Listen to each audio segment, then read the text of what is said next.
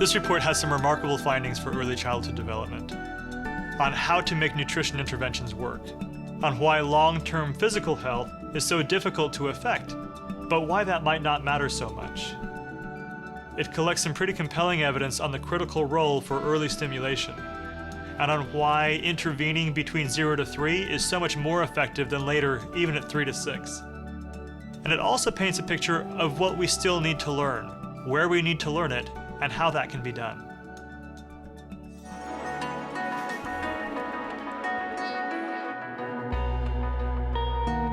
We developed this report to answer a specific gap in systematic reviews. We found that none had yet been done on the economic rationale of why we invest in early childhood.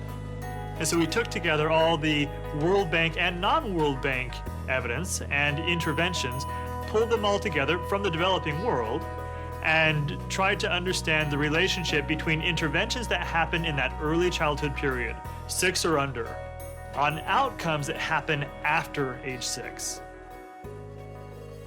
So if a nation is facing limited resources, it's really important that they invest in what works and invest in what is cost-saving. Right? And this report hits on both of those things. We tell them what works by collecting the impact evaluations, or these are causal pieces of evidence that have a treatment group and an observably comparable control group, oftentimes a randomly split group, so that they are identical group-wise in every way. So the only difference between those two is the intervention that you had. By having that level of rigor in your methods, you're able to have really hard data on whether or not this thing has actually worked. Early childhood is particularly important because it's the basis for equality. And if we look at children who have optimal early childhood experiences and look at them as they're entering school, and then compare them with children whose experiences were not good, there's a huge gap. You can start to see the gap in the first year of life, and it continues to widen. We look at 6 domains of human development. So we have physical development, cognitive development, language development, which includes reading, and socio-emotional development, how happy or how aggressive and other things you are. We have schooling, and then we have employment and labor market outcome. Those first 4 tell us about how is the body sort of reacting to the intervention. Those last 2 tell us about how are you as a person benefiting from those interventions. So we found a dozen different impact evaluations of interventions that occurred at various points in the early period of a child's life, in the first 1,000 days between conception and age 2. And none of them demonstrated an impact, except for one. It was the only one that had sustained nutrition in that entire period, in fact, from 0 to age 3. And so in that one, there was a very large effect on cognitive well-being, so how smart you are, and also in girls' education. We take that as being pretty strong evidence that sustaining nutrition throughout that period is critically important. The intervention that probably has the most robust effects on cognition is really early stimulation. We were really surprised at how clearly that message came out, especially supporting parents, teaching parents how to work with their children, how to engage with them, read to them, talk to them, be with them, and love them, has tremendous effects later on. In Jamaica, they saw really large effects that actually grew over time, and Susan Walker can speak to that.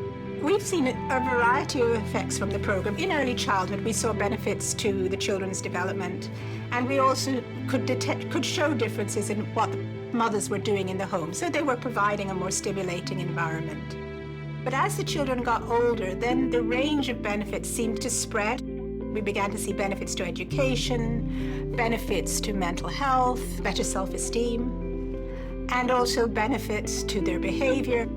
We found that they were less involved in violent behavior, which is in a country with the crime levels that we have, are very important. And I think the one finding that really has had the most traction with the economists is that we showed that at age 22, they had a 25% higher income.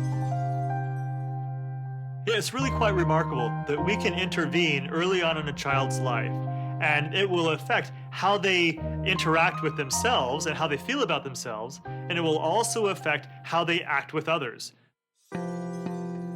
The evidence is showing us that if we intervene in this early period in a child's life, between 0 to 6, then we can affect how much schooling they will get, or whether or not they will enroll in school at all. And that's really interesting to me, is that that's not the child's choice, that's the parent's choice.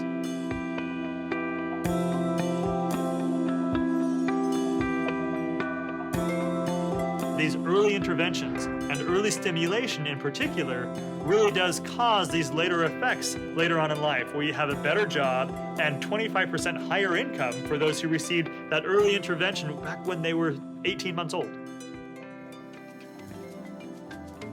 Early childhood development interventions have the potential to impact children's lives, millions of children's lives all around the world.